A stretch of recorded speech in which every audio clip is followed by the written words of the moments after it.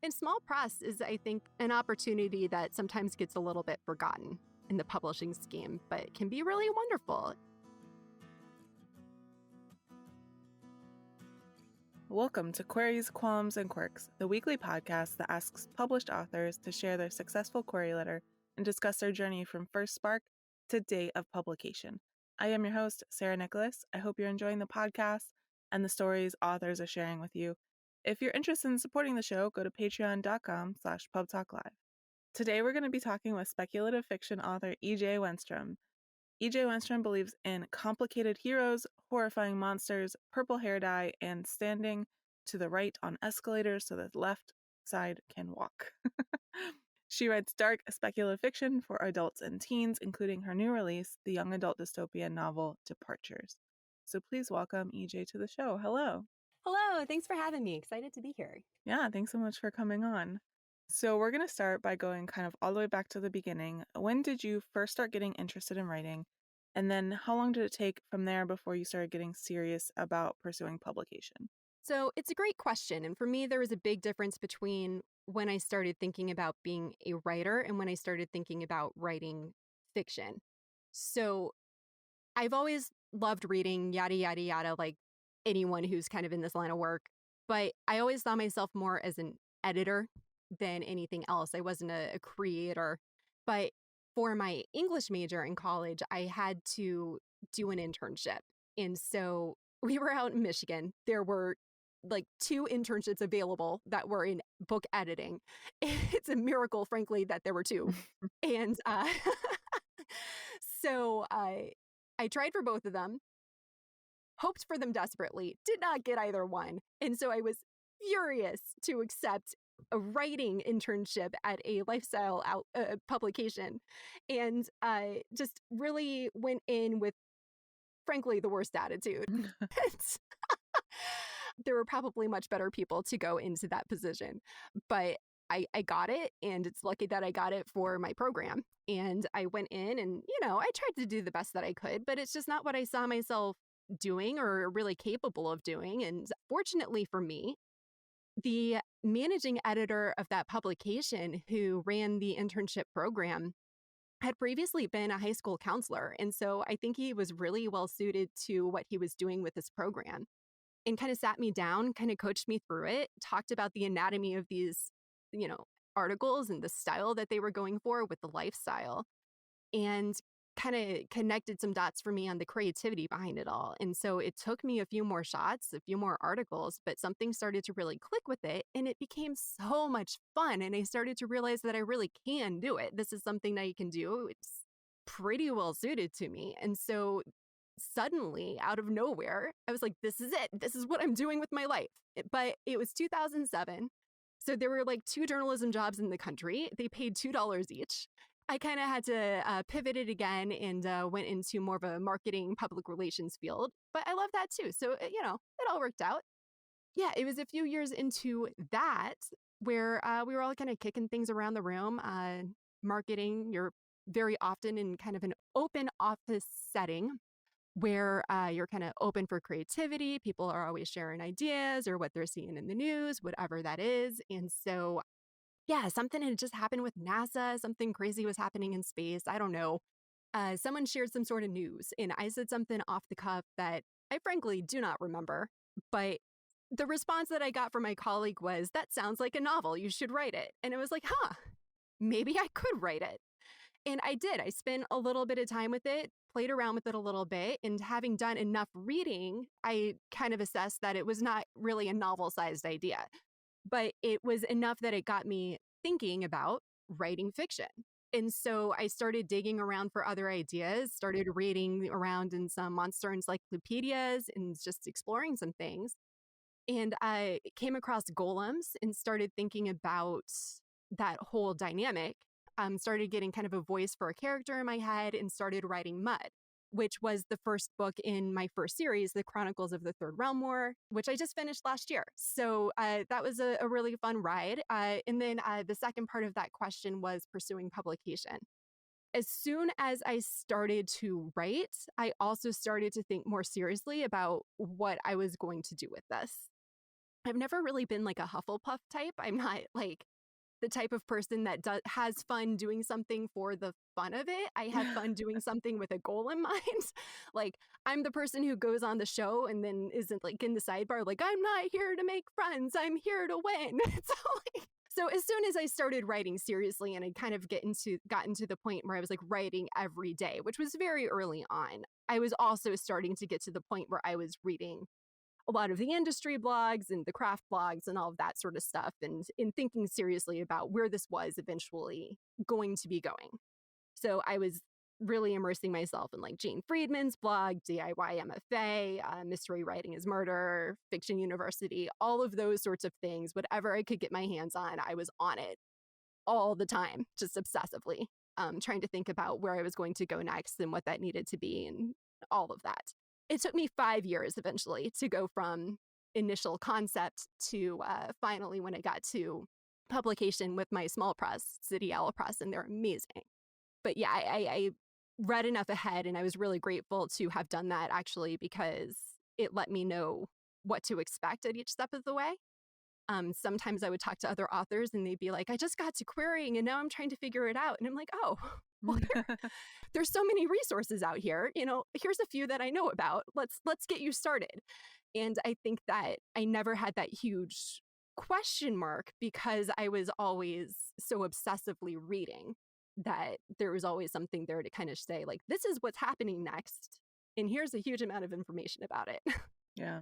So as soon as you started writing, you started thinking about publication, basically. As soon as you started writing fiction, Yeah. I guess. Okay. Yeah. Yeah. So you kind of answered what I usually ask for the next two questions already. Sorry. No, it's okay. But one of them is, how did you learn more about the publishing industry, like how it works, how to go about, how to query? You mentioned some of the sites that you referred to, but what was that process like for you? I think I found a lot of things through Twitter, honestly. Even that long ago, there was just a lot available there, probably more available there than there is now because there's so much noise now and there's so much Mm-hmm. debate and argumentation going on. I think back then it was a lot more information sharing, or maybe I'm just nostalgic. I don't know. But there's just a lot of information available. So I think Twitter was a good resource that I went to. And then also just anytime someone was guest blogging, I would check them out and see where else they were and just kind of look at where those threads were and where they led. And then the closer I started to get to knowing that I wanted to be querying or that those sorts of things were coming up, I definitely started to look more seriously at getting to conferences and doing some of that networking, started to kind of just build up more author friends. And so, yeah, I did that locally. I was in Florida at the time. So, as you know, Florida Writers Conference is wonderful for that. And their chapters and all of that, as is the Orlando Library. But then also here in DC, where I am now, Bethesda Writers Center is really wonderful. There's some good conferences around here as well with Chesapeake Writers Workshop and then Maryland Writers. I like the Writers Digest Conference as well. That's a nice one for me. It's easy hop from DC. It's a little bit smaller than some of the other ones, but yeah. Yeah, I think you're right that there is more noise now. I don't know when you got started, but when I started like learning more about the industry, it was like 2010, I think. And there were a lot of blogs and a lot of people tweeting great information out there. And then I think people realized that they could like make money in it. And so like the kind of, I don't want to call them scammers, but like the people who are more interested in making money than helping writers got involved. And now when I Google like kind of basic publishing questions, I raise my eyebrow at some of the results. I'm like, Yeah, you know what? That's a really good point. You were a little ahead of me. I think for me, it was more like a few years later. But yeah, I feel like the first ones that were really ahead of it all and were really blogging very early on, like they were just seeing such a great need and they had such deep expertise in this already. And they were like, look, babies, this is what you need to know. This is all of the stuff that you were not able to access before this great internet that everyone that like we wish everybody understood about how to go about querying, how to go about the publishing industry, what to expect through this whole process, how to, write your first chapter, all of those sorts of things. And then, then everyone started to realize that this was a great way to build up your platform. And now it's not just those people with that deep expertise, it's everyone who wants a platform who has done it for 2 seconds. And those people might have something to say too, to add to the conversation. I'm not saying that. Mm-hmm. But it is harder to sort through. Yeah, and it's a huge amount of, it's just a huge amount of content to sort through on the same topic. Mm-hmm. Oof. Yeah. All right. So then what happened? Can you break down for us your journey from then to signing your first book contract? So, yes, once I got that first book, Mud, to the place where I felt I had nothing left that I could find wrong with it anymore, I've got it to some critique groups. I did for that book do a group at the Bethesda Writers Center. Then, there's timelines and there's times when I moved and I'm trying to like make sure that it's all lining up. But yeah, and then after that, I had an awesome critique group that came out of my time in a course there that we met up once a month for a long time. And they were really helpful, just polishing up different sections and just keeping each other focused, cheering each other on, all of that sort of stuff. Then, right in the middle of all of that, my husband's work took us to Florida. And so I was freelancing for a long time. And that also let me kind of choose how my time was spent a little bit more too. So that was really advantageous at a critical moment for this particular manuscript, which was amazing and very serendipitous. So I got to kind of wrap it up and then get it out in query and be a little bit more focused than I usually would have been with all of that. And I sent it out, all in all, I think it was about 60 or 70 different agents that query went out to for that first book. And it did okay. It didn't do like not so great. I mean, you get some full requests, but you get a lot of rejections too. And in the midst of all of that, where you're kind of getting to that point where you're just like, you're seeing the writing on the wall, you're not quite done yet, but you're just going to I started to discover some of the Twitter pitch contests. And so I don't remember which one it was. It was probably SFF Pit, if I had to guess. But one of the ones that occurs over the summer, I was like, I'm going to give this thing a whirl.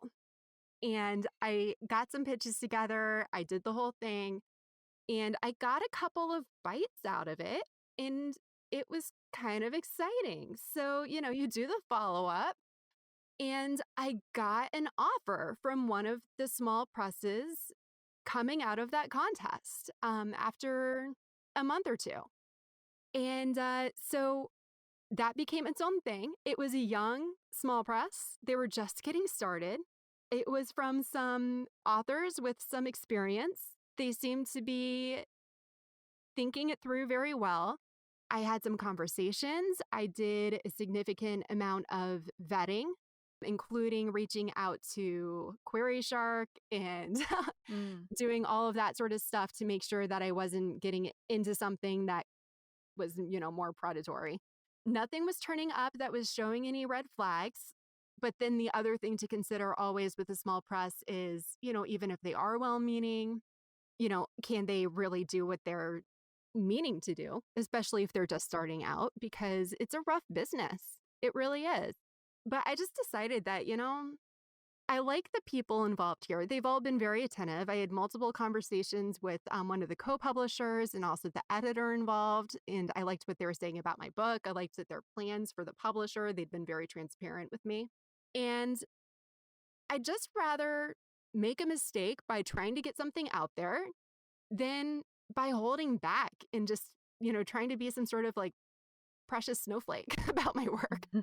I think that's maybe something that I took away from working in marketing and PR is that, you toss a lot of ideas out there and you just keep at it and you keep working and, no one idea has to be you can't be too precious with your ideas because there's always a next one. And sometimes you fail and then you go again and you go again and you go again. So I just applied that attitude over and decided that, you know what? If this doesn't work out or if something really disastrous happens, you write another book, which is what you're going to do anyway.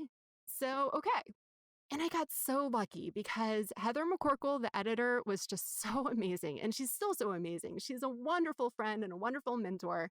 She's been cheering me on and so, so helpful, even with my most recent book, which is not even through this publisher because they don't publish this type. They don't publish YA. And City Owl Press has been incredible. And they've done very, very well for themselves. I mean, they have done everything that they set out to and more, I think, and they've just knocked it out of the park. So I feel lucky to be along for the ride with them. And they've just been wonderful. And they've all been cheering me along too, even, across my other books as well. So it's a wonderful, wonderful group. Yeah, I've just had the best experiences with them. And my new publisher, Darkstroke, has been wonderful as well. And, I just think that taking risks and not being too precious with your work is usually do your due diligence, but usually the better way to go if you're kind of on the fence. And small press is, I think, an opportunity that sometimes gets a little bit forgotten in the publishing scheme, but can be really wonderful. You get a little bit more freedom and you get your books out there and you can start building up some readership. Okay, it is time. Can you read your successful query letter for us? Okay, so this is the query for Departures, my most recent book.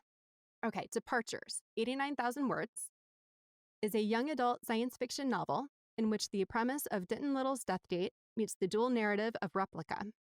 This is an Own Voices manuscript for ADHD representation. After 17 short years, Evelie Anders was scheduled to depart.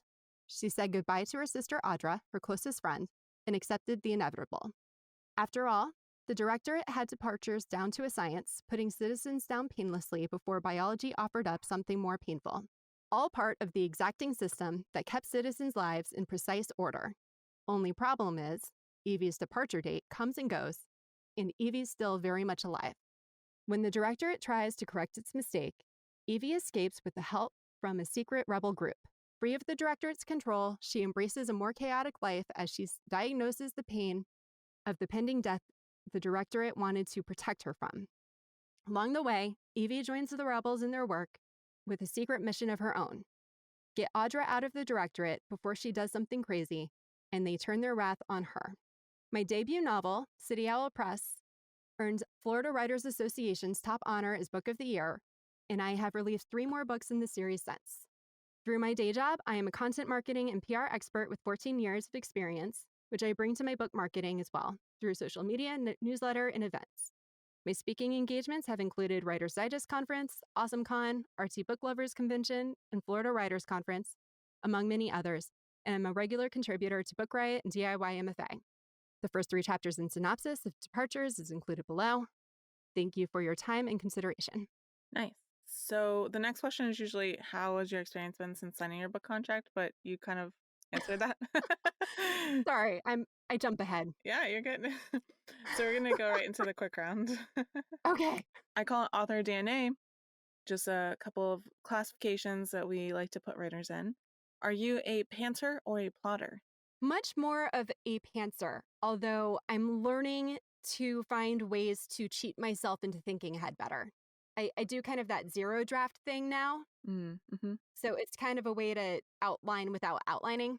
Well, for those who are listening who might not know what zero draft is, do you want to real quick explain what that is? Oh, sure. So it's a way to just kind of like write out the beats.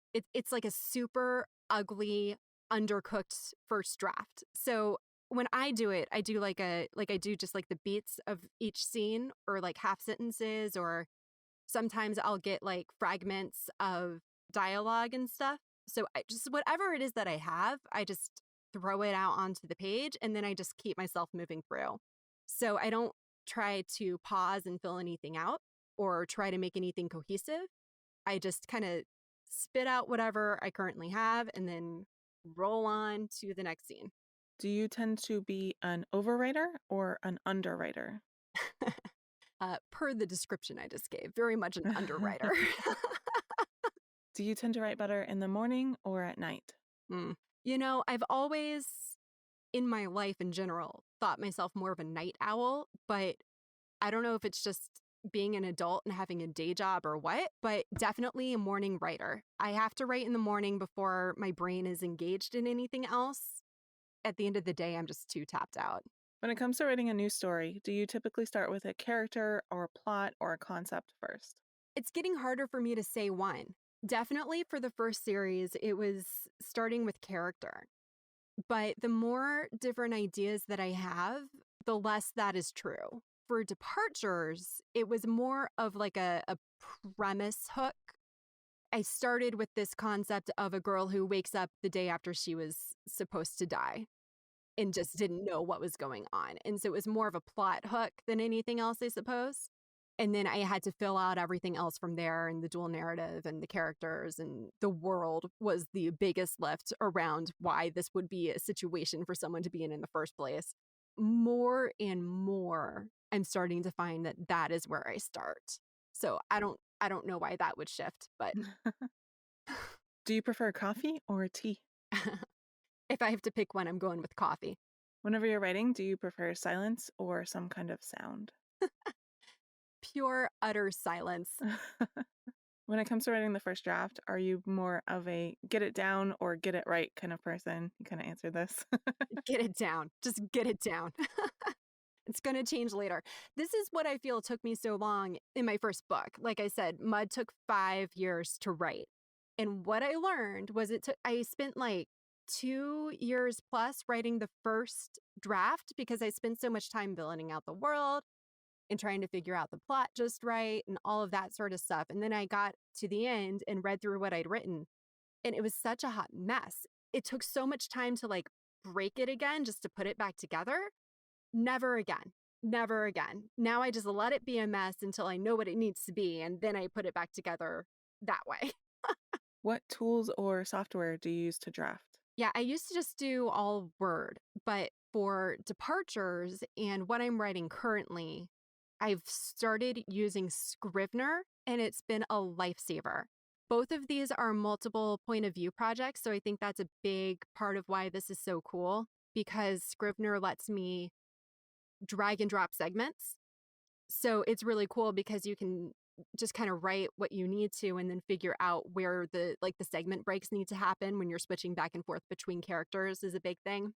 And then also for writing speculative, the world building has been really big. So just being able to file all the different pieces of the world building in like this like little set aside piece of your document and then flip back to it whenever you need to has been a game changer, because my ADHD brain does not hold on to all of that itself. It just does not. I love that. And then I love that Scrivener lets me put 2 windows up right next to each other. So I can keep what I'm working on up in one side. And then I can pick up something else I need to refer to and be like, what color were her eyes again? Or what did I decide the world building rule on this was again? Or, whatever it is, and then pull it up in the screen next to it, right parallel. But then once I've got like the drafting phase done and I start to revise, or once I get it out to betas, I switch over to Word and do the track changes and final touches and everything over in that. Do you prefer drafting or revising more? Drafting. Me too, but a lot of people say revising, and I'm just like, okay. What? I know. I don't understand. Yeah.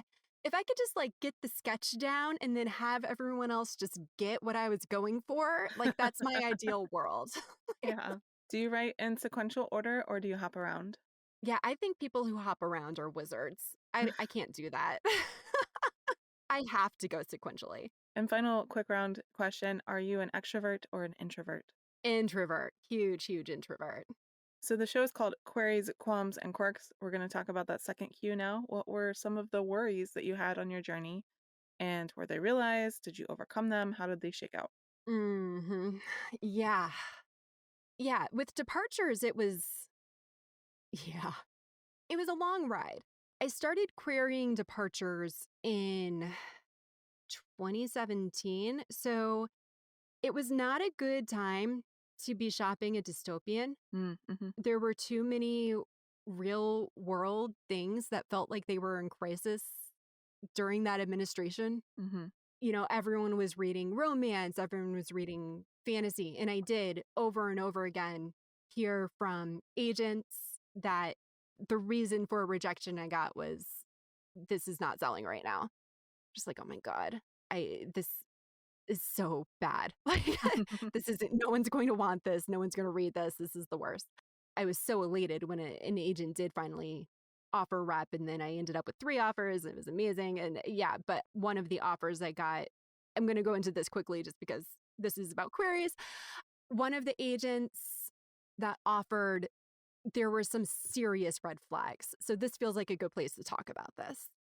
He offered really, really quickly. He actually kind of, this is probably the most informal R&R I've ever experienced, but he just said, do you think you could get this under this word count? And I was like, probably. And so it was like a 8,000 word difference.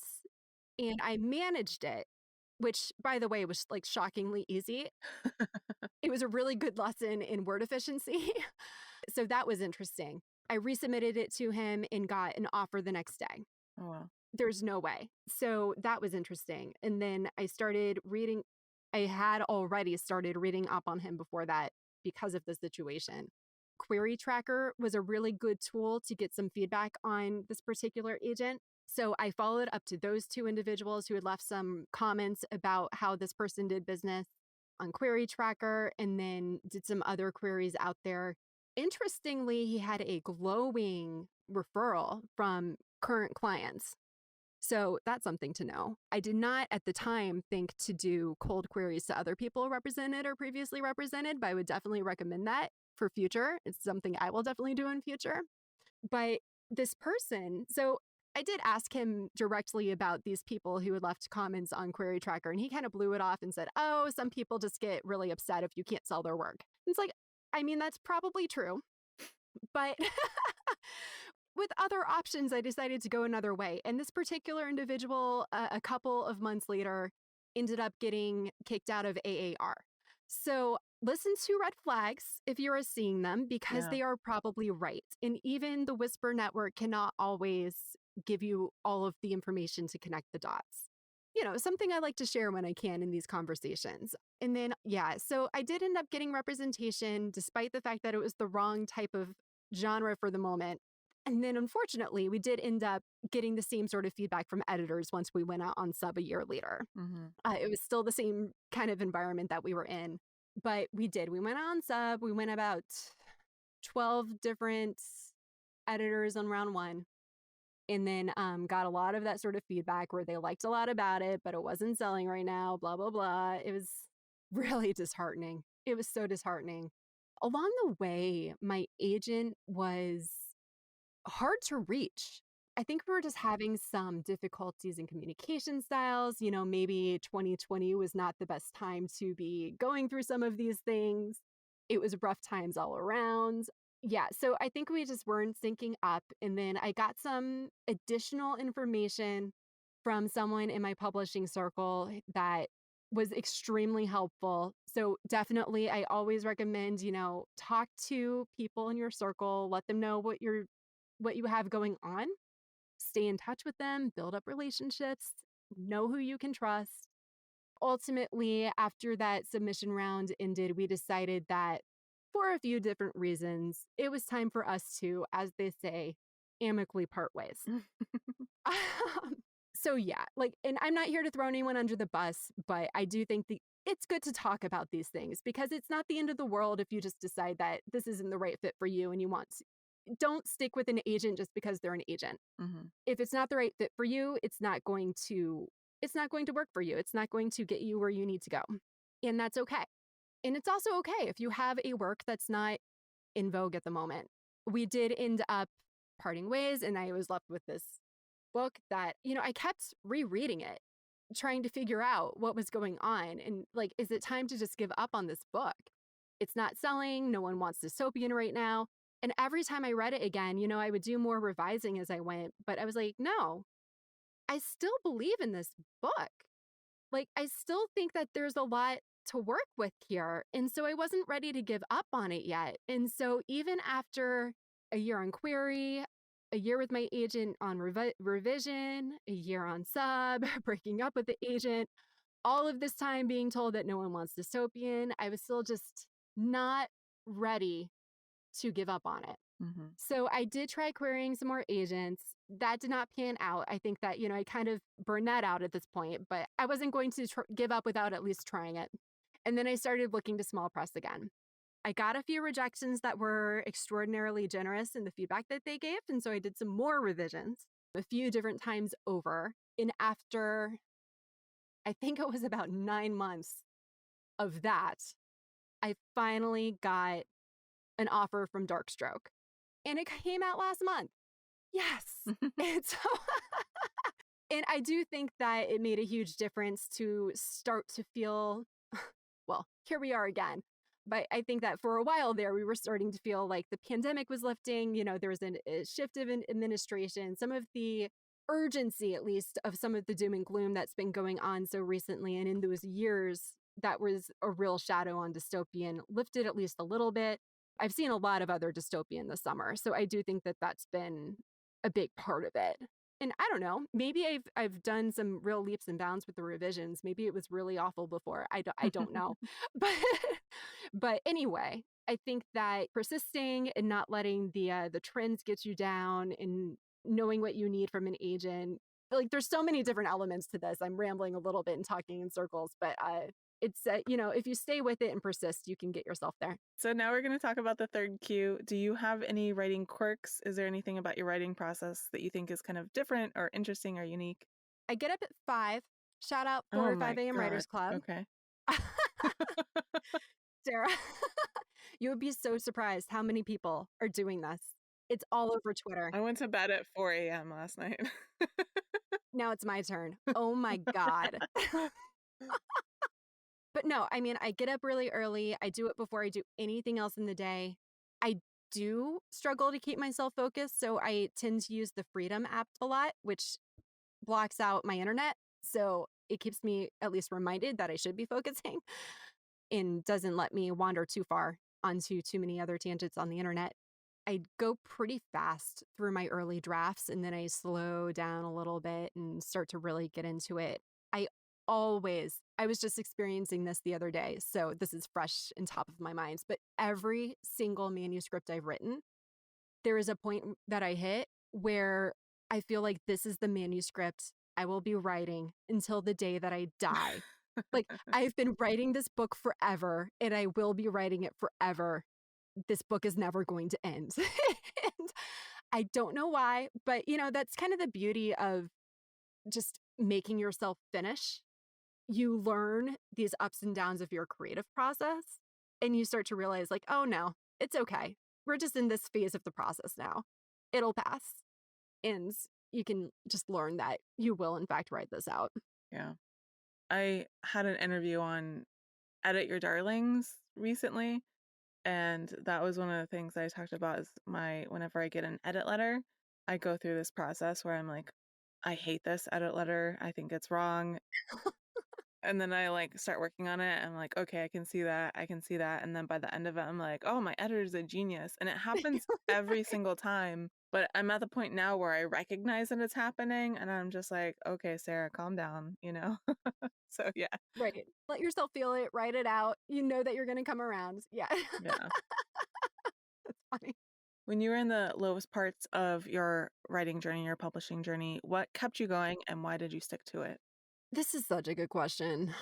The bottom line of this all is that I'm doing the writing for myself. There's something about just the fun of the writing and the creative satisfaction of it that balances out the other stresses in my life. I mean, like we all have those days in our day jobs where it's stressful or something gets you down or, whatever it is. And so just having multiple different projects that are fulfilling different parts of me helps me balance all of that out. And so there's never a time for me when if one thing gets me down, that it's it never feels like it's all of me, if that makes sense. Because I always have the other thing. Having that sort of check and balance to my efforts and the satisfaction of the creative fulfillment helps a lot, I think. As much as I was saying earlier, I'm here to win. that type of thing.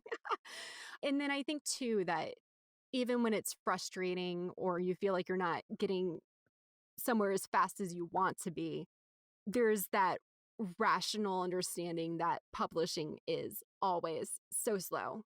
But once you've gone through it a few times, you know that you will get there eventually, even if it's not on the timetable you wanted.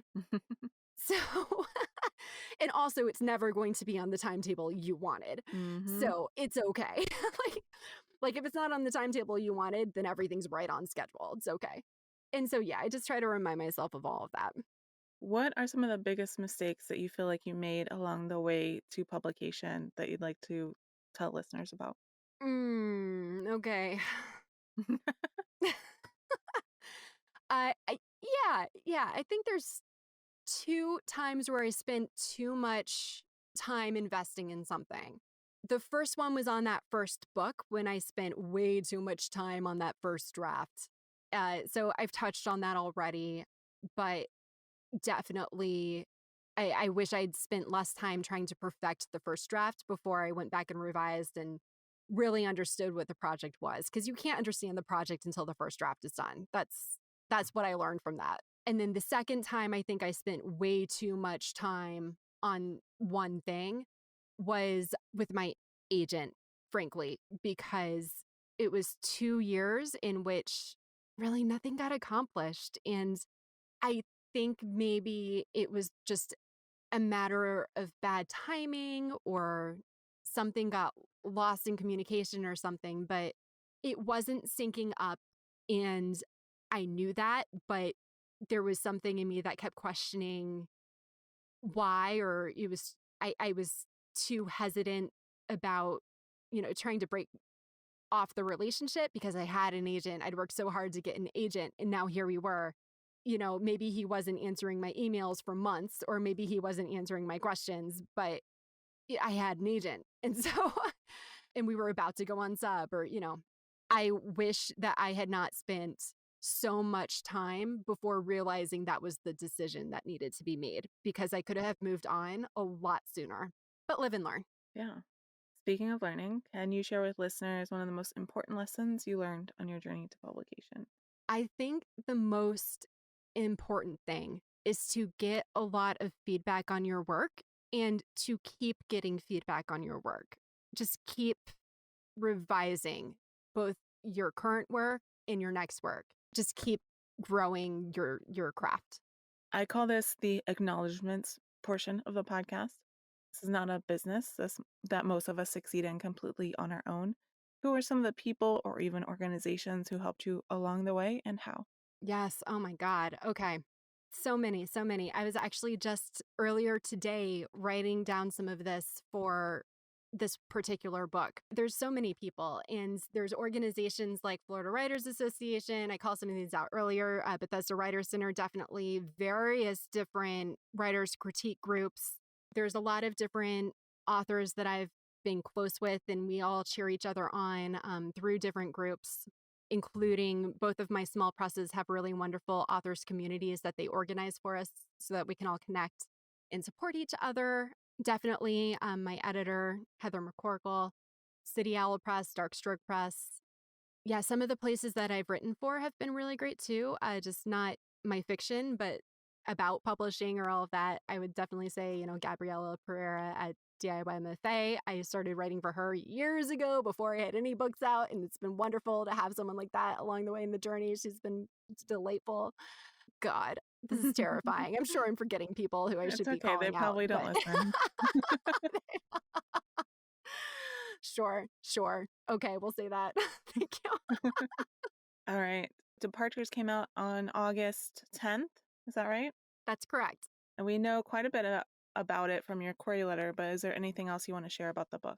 I would just say it was called out briefly in the query letter that there's ADHD representation in it. So I have ADHD. It's something I've started thinking about more in my writing because you just don't see much of it other than in the Percy Jackson series is the one place that I've thought of where you really see positive ADHD characters that aren't like books to help children understand their diagnosis. And so it's like, maybe that's something I should do. And I think it's just something that means something personally to me. And I hope it means something to other people. I think they make for interesting characters. It tends to be a group of people that are creative and charismatic and impulsive, which can lead to good, juicy problems in a book, but also can kind of MacGyver their way back out of those problems in interesting ways. And I think that, fiction is a really great place to represent some of that sort of neurodiversity because it lets us showcase both the strengths and the weaknesses. And I think you don't hear a lot about the strengths, but there's a lot of them. Mm-hmm. So, representation. Yeah. And since we are both in our podcasting closets, I want to ask you to tell listeners about your podcast. Oh, thank you. Yes. Actually, we're doing a little bit of a pivot right now. So I podcast with another author, Emma C. Wells, who is a delight. We have been podcasting, we call it Fantasy Girls, and that one is focused on speculative fiction across all channels. So we do books, but we also do movies, we do TV, all sorts of stuff. We just like to geek out through kind of a feminist lens, but we just kind of have fun with it. We have some plotting underway. So this might be the first that we're announcing it. So I will apologize to Emma if I am jumping the gun, but I don't think I am.